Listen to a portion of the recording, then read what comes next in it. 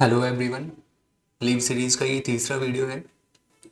Mention the maximum number of month of leave that can be sanctioned by medical authority if he is unable to say with certainty that the government servant will never again be fit for service.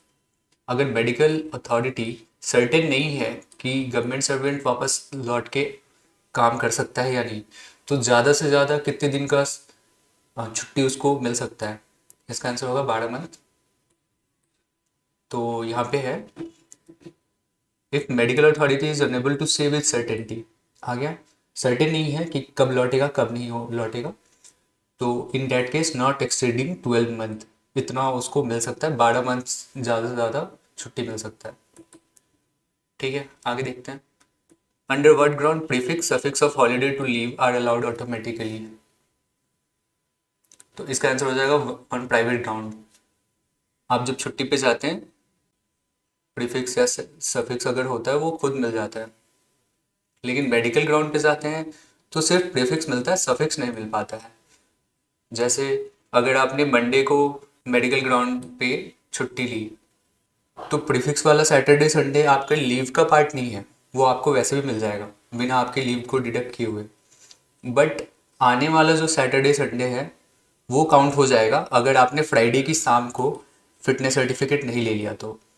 तो आपको क्या करना होता है, Friday को शाम को आपको फिटनेस सर्टिफिकेट लेना होता है और मंडे को जाके ज्वाइन करना होता है ऑफिस। तभी आपका वो सैटरडे संडे सफिक्स में काउंट होता है, वरना आपके लीव का पार्ट बन जाता है। आगे देखते हैं। Indicate the rule for regularisation of unauthorise absence. Regularisation of unauthorise absence, ये रूल कहाँ मिलता है? ये फैक्चुअल क्वेश्चन है, ये मिलेगा रूल 25 में। तो यहाँ देखते हैं। Absence after expiry of leave. Leave आपको जितना मिला था उससे ज़्यादा आपने लीव ले लिया। पहले तो वो हाफ पे लीव से कटता है। अगर हाफ पे लीव खत्म हो जाता है तो एक्स्ट्रा ऑर्डिनरी लीव से काटते हैं, और उस दौरान आपको कोई लीव सैलरी भी नहीं मिलती है। ठीक है, आगे देखते हैं। Absence by a government servant after expiry of leave, same question आ रहा है। Shall be debited to his leave account as.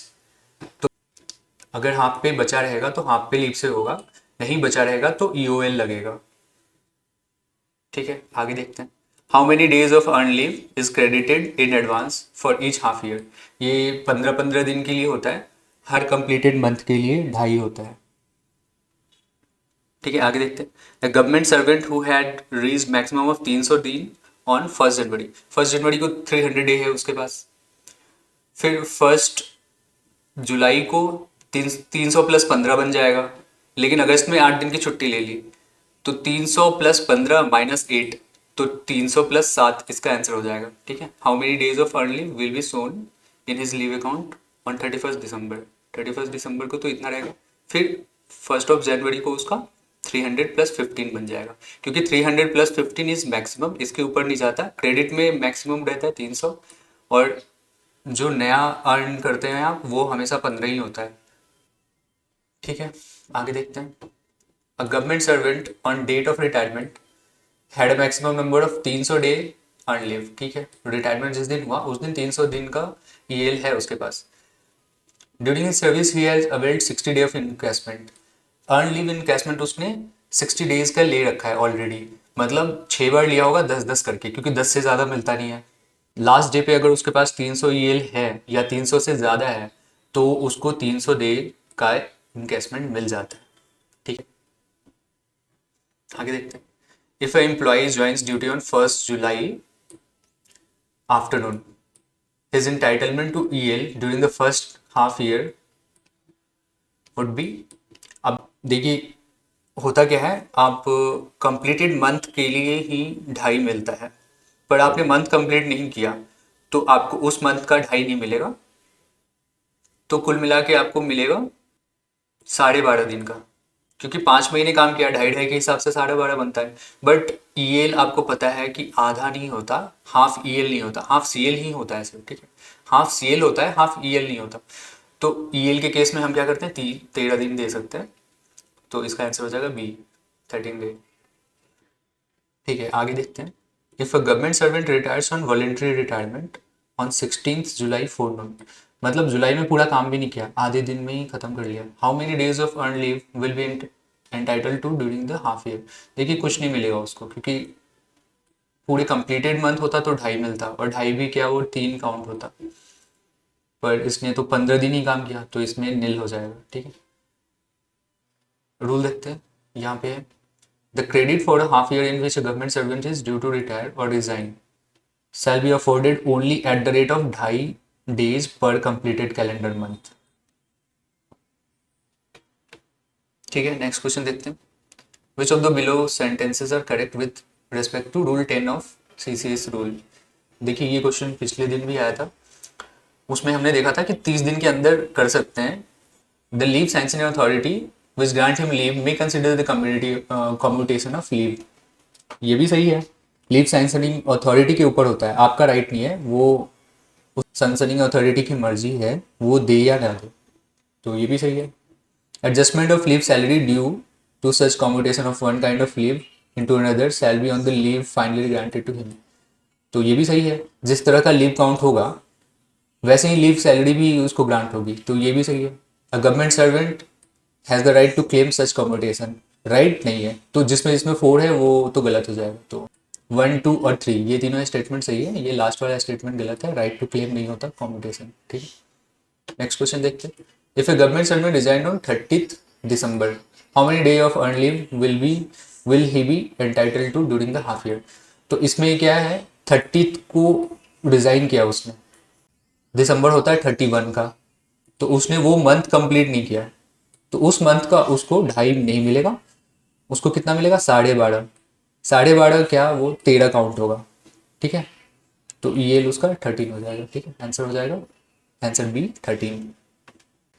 ठीक है, क्वेश्चन नंबर देखते हैं 62, if a government servant die on 22nd September, how many days of earn leave will he be entitle to during the half year. देखिए यहाँ देखते हैं, when a government servant is removed or dismissed from the service or dies while in service, तो आगे हमारा इसमें बोल रहा है earned leave shall be allowed at the rate of 2.5 day per completed month up to the end of the calendar month preceding the calendar month in which he is removed। जिस month में remove हुआ या जिस month में उनका death हुआ, preceding that month, मतलब अगर सितंबर में हुआ है उनका डेथ या रेजिग्नेशन, तो अगस्त तक का ही कैलेंडर मंथ को हम मानेंगे, तो जुलाई और अगस्त दोनों का कैलकुलेट करके हम 2.5 के हिसाब से 5 दे देंगे। ठीक है, आंसर आ जाएगा 5। ठीक है, नेक्स्ट देखते हैं, if a government servant is dismissed on 29 सितंबर, तो फिर ये डिसमिस वाला केस भी वही है, तो सितंबर में डिसमिस हुआ है तो फिर 5 ही मिलेगा, जुलाई और अगस्त का मिला के। नेक्स्ट देखते हैं, if a government servant had availed EOL extraordinary leave on private ground for 100 day during previous half year, how many day of EOL is he entitled for at the commencement of next half year।